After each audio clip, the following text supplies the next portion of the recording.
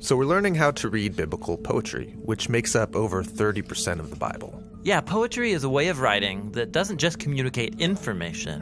It invites us to experience ideas with our imaginations, using creative imagery, or what we would call metaphorical language. All right, let's talk about imagery and metaphor in biblical poetry.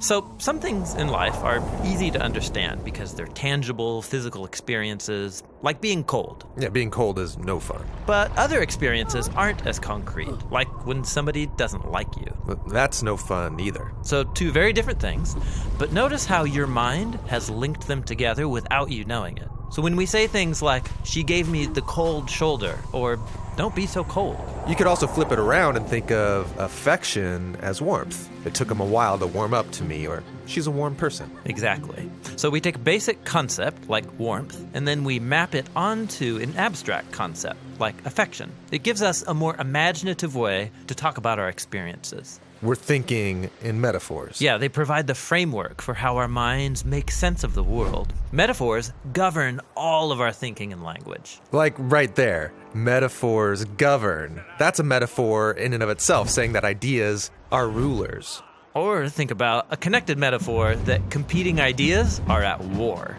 Yeah, in a debate, I have to defend my position and provide backup so I could win the argument. And so you can see, metaphors aren't just a fancy way of writing, they're everywhere in our language.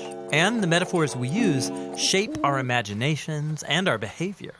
And so it's no surprise that the biblical poets constantly use metaphorical imagery. Now, some metaphors in the Bible are easy to understand, like light is good and darkness is bad. But remember, the biblical poets lived in an ancient culture, which means that some of their metaphors might seem kind of strange to us. Like what? Okay, so picture chaotic water, like a deep, stormy ocean. Got it. Now, think about a time you were in danger, and then map those two onto each other, and... Danger is like chaotic waters. Right. And then the biblical authors take it further. They also talk about dangerous people as stormy waters.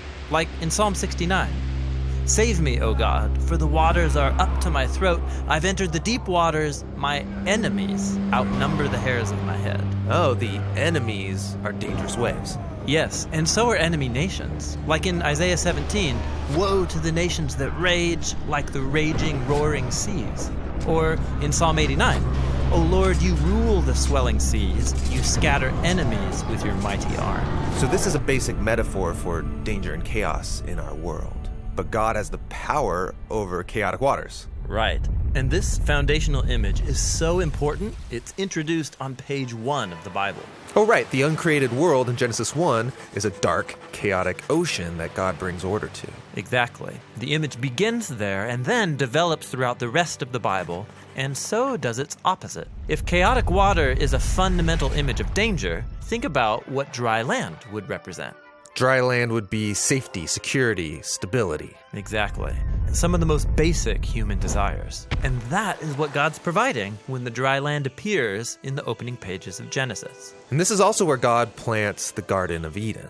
And it's no average garden. It's described with imagery of an ancient temple, high above those dangerous waters. And then from this garden temple flows a river that waters everything. So the human ideal is to be with God in a mountain garden temple. Yes, this image permeates biblical poetry. Like when David celebrates God's presence in the temple in Psalm 65.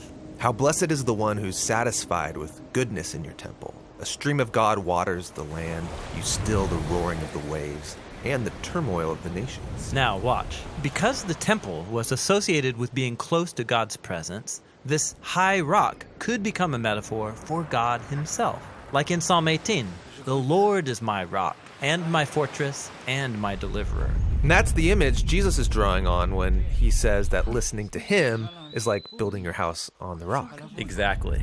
And so notice how these rich metaphors in biblical poetry are rooted in images from earlier biblical narratives. That's how metaphors work in the Bible. You need the narratives to understand the poetic images, and the images reveal deeper meaning in those narratives. Cool. Now, the largest collection of poetry in the Bible is the Book of Psalms. And learning how to read the Book of Psalms, that's what we'll talk about next.